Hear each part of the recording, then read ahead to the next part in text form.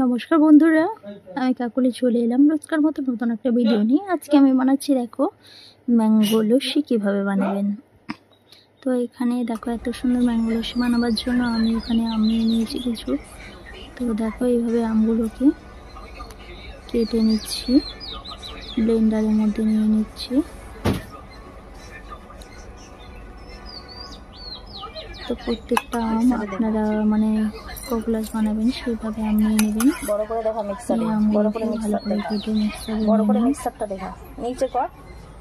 তো আমি একে একে প্রত্যেকটা আম বন্ধ কর কেটে এইভাবে নিয়ে নিয়েছি।